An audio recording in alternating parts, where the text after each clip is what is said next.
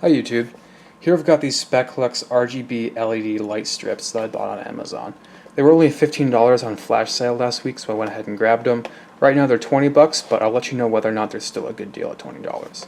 So most things that are $20 on Amazon, there's not much to say about, right? It's just a $20 thing, you buy it, you slap it in, and it just may or may not work for that price. But with these, there's actually a few things that are worth noting. The first thing you should know about these is that they're ARGB, which is actually a really cool feature. What that lets you do is it lets each light be its own color simultaneously. Because with normal RGB, like my RGB strip down here, it's only one color at a time. The entire strip of LEDs can only be one color.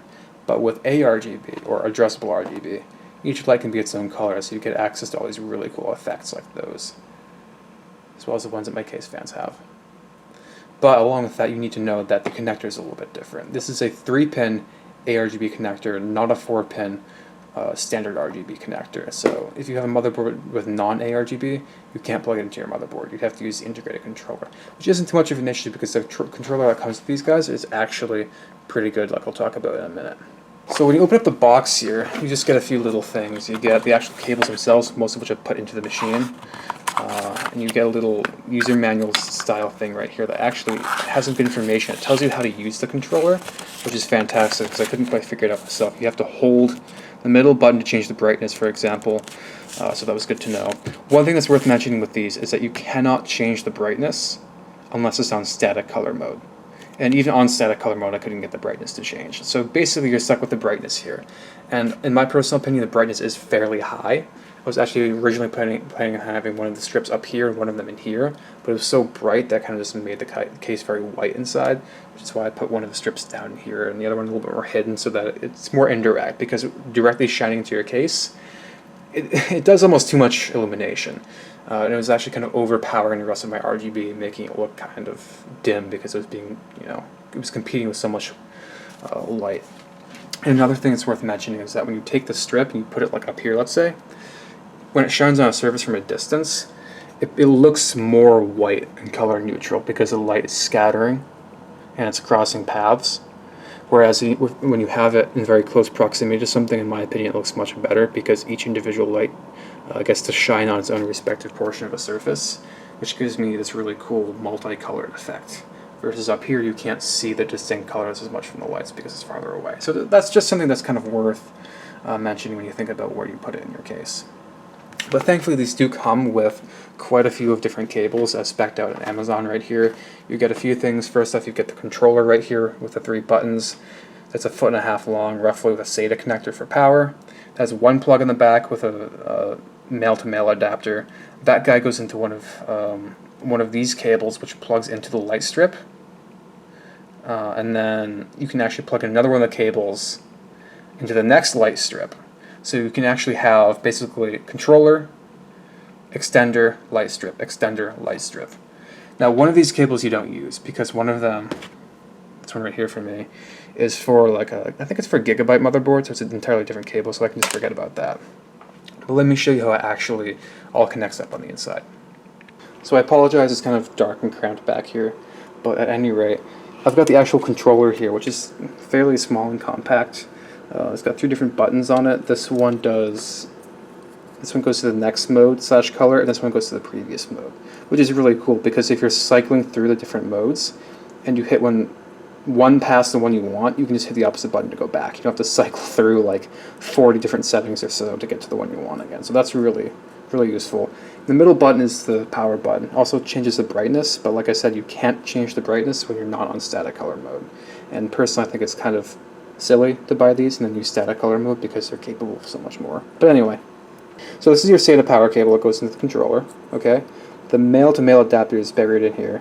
Then you have one of your cables coming out that plugs into the connector that goes into one of the LED strips, okay? So from there it flows out of that hole and actually into my LED strip between my PSU and case. It's kind of crammed in there.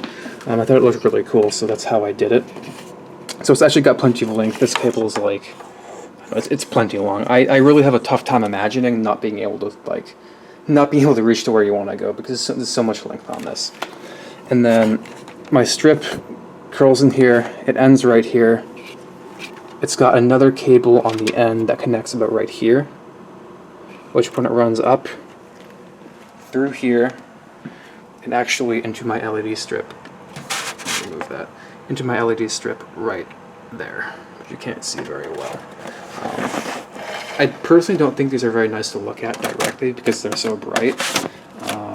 But you can do that if you want, and I apologize I can't really like hold them in front of you right now because this is a very like live action demonstration of what it actually looks like in a case, which is hopefully you'll all appreciate. But yeah, as I was saying, it's got plenty of this is really just to demonstrate it's got plenty of length on it right there. You're not going to run out of length. The only thing that's worth noting is that if you plug them both into your controller, right, you have to have them plugged in sequentially, right? So you have your controller that goes into a strip, optionally with the extension cable, and then into the next strip, right? You can't plug them both directly into the controller, like a hub pattern.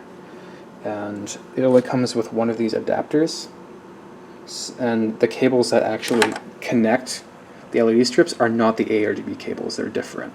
So it's not like you can just plug one of these guys, you know, straight into your motherboard and one of them straight into your controller, because it only gives you one of these 3-pin plugs that actually plugs into the LED strips. So your options are a little bit limited. Out of the box, if you have no other adapters, no ARGB splitters or anything, you have to either plug in both of these guys in line into your controller or into your motherboard. But perfectly fine for me. I don't really feel bothered by that. So I can go through some of the different settings it has. I'll just scroll through some of them for you. So this is my favorite. It has a few different speeds. I forget which button actually alters the speed, but that's the next effect. You know, a few different colors, color variations of that. And then you got fading. Yeah, you get the idea. Basically, you have like 4 or 5 or 6 different effects in each respective color. And I'm not going to sit here and like show all of them to you, but. And again, I can go back to the previous one. Yeah, there you go. That's the effect I really like. And then the middle button edits the speed, so you can make it go really fast and crazy, or you can make it go really slow. Here's my case with the RGB strips on. It's fairly illuminated, actually very well illuminated. Again, even with that strip buried in there and the other strip up here, facing outwards of course, or in towards the case I mean. If I go ahead and hold the middle button, I can turn these guys off. There you go.